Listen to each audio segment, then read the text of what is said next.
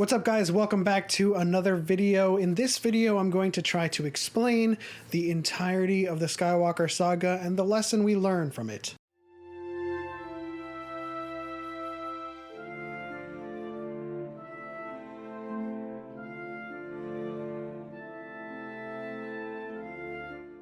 Now, I've seen a lot of videos and articles and opinions out there saying that the Rise of Skywalker ruins Star Wars, or it retcons The Last Jedi, or it even erases Darth Vader's arc in The Return of the Jedi. Now, of course, they're all entitled to their opinions, but I wanted to provide a rebuttal. It's not impossible in 2020 to have a civilized discussion, is it? I think what most of these articles and opinions have in common is that they're putting the trilogies inside buckets, and they're weighing the stories against each other in kind of individualized silos, which is a mistake. In any saga, there's a larger story, a larger narrative, and a larger theme to be had. I don't think you can look at the prequels, the original, and the sequels as if they're closed off and boxed up. Within this saga, each trilogy provides its own context to the larger narrative. So let's look at what makes the entirety of the Skywalker Saga.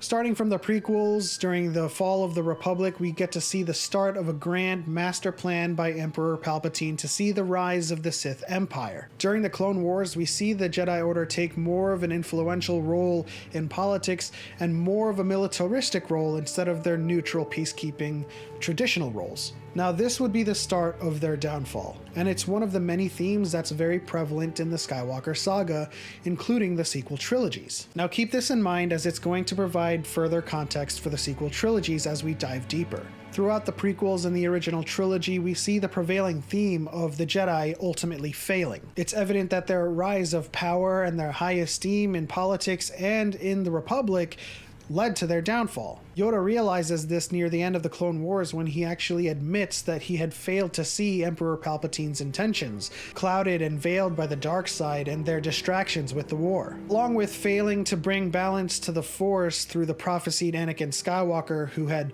fallen to the dark side, they'd also seen their entire order almost completely wiped out by Order 66. Fast forward to the original trilogy, where Yoda and Kenobi continue to train Anakin's son Luke and kind of continue to push this narrative that Darth Vader must be stopped or the Emperor would have won.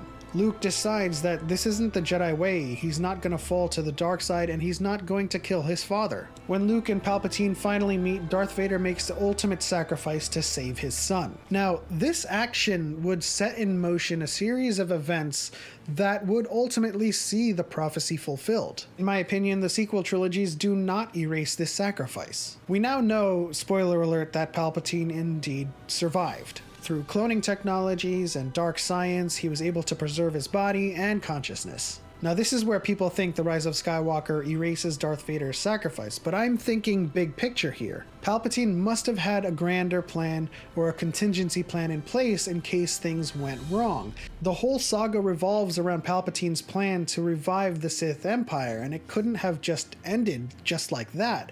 We couldn't have had Palpatine starting the plan in Episode 1, and then in Episode 6 it had ended, and then the next 3 episodes is about some rando Snoke just with his own agenda and with his own motivations. There had to have been a plan, an underlying plan for Palpatine throughout the entire saga. Now to the sequel trilogies, or just before that, Luke is training new younglings in a new Jedi Academy. And we now know that Palpatine from the very beginning has been manipulating Ben Solo, making him hear his grandfather's voice, creating Snoke as a straw man, as a figure to reach out to Ben Solo and not reveal himself to Luke. But in a moment of weakness, Luke saw the fall of Ben Solo to the dark side and almost killed him. Now, I know most people will have a hard time believing that Luke has any kind of flaws or character weaknesses. But this is the truth of the matter. This is the way the story was written, and headcanon won't save us. What does matter is that Luke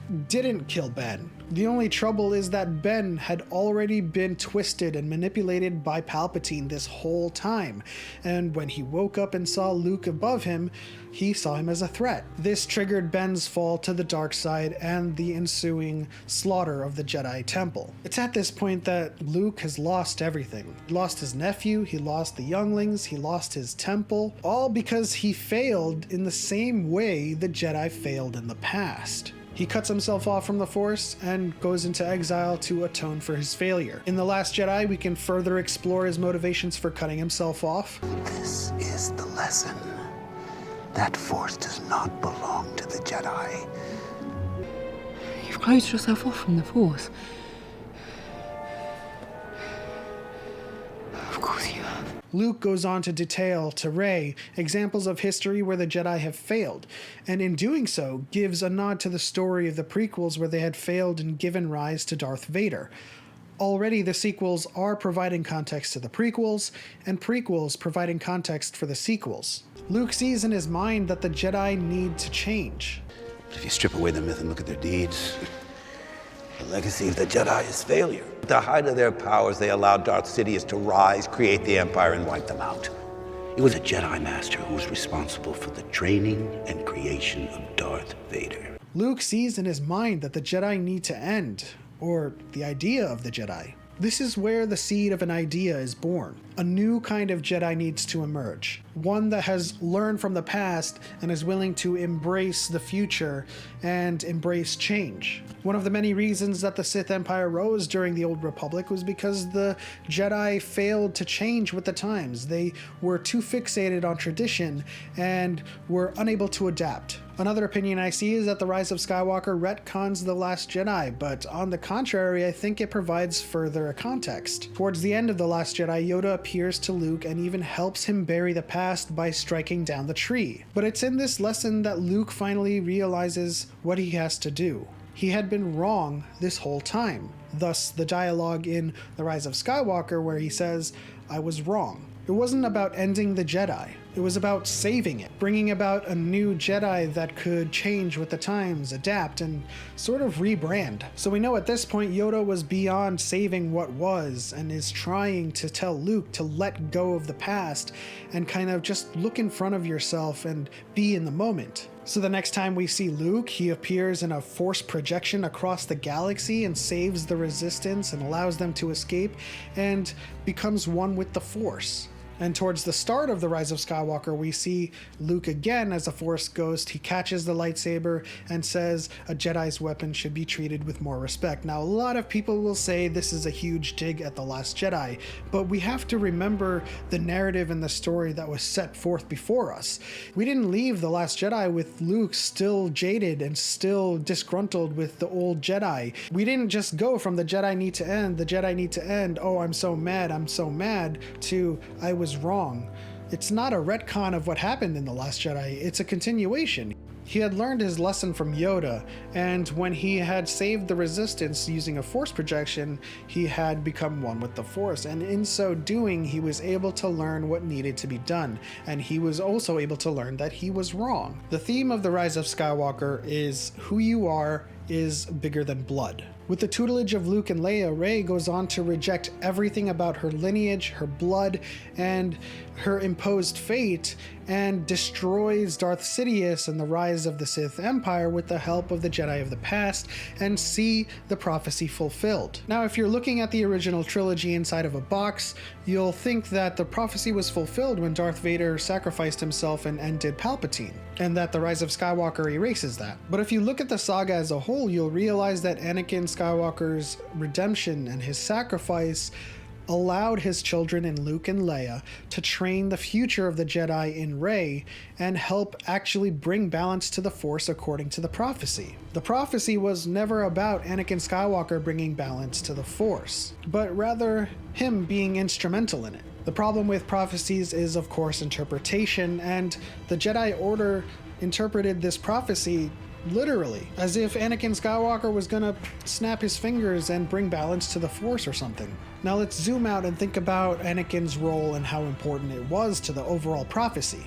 Without Anakin Skywalker, Order 66 still happens. Kenobi and Yoda go into exile, and time still moves forward without a sight or any sign of retribution. If we fast forward to the original trilogy, to Return of the Jedi, and Anakin does not save Luke, then Luke dies and Leia is the only one that's left with a meager resistance against the potent Empire, and Luke doesn't go on to train Leia.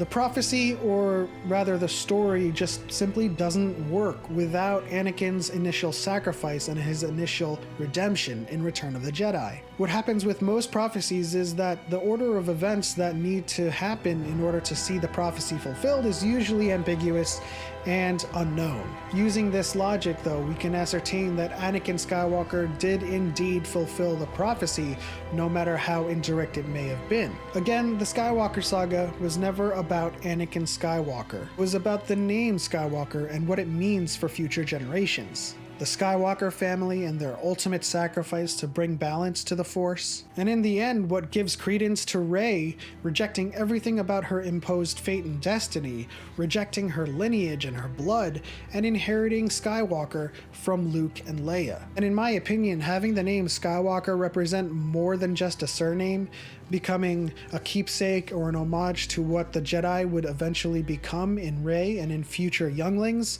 is more powerful and more profound than any one single family being the heroes. Skywalker lives. The seed of the Jedi Order lives.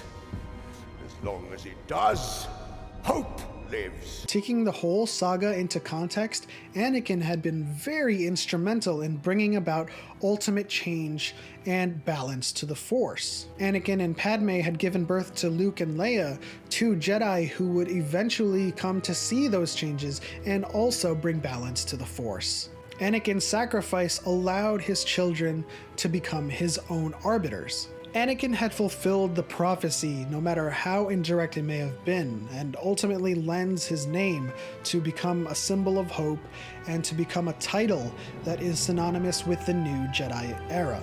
The fall of the Jedi and the Sith and the rise of Skywalker. Alright guys, that'll do it for this video explaining the Skywalker Saga. If you enjoyed it, if you learned something new, hit that like button. And if you want to see more videos from me, hit the subscribe button, turn on notifications so you know when I post new videos. Leave a comment in the section down below. Tell me what you thought of the overall saga and of the overall story that was told. And I'll see you next time. But as always, may the Force be with you.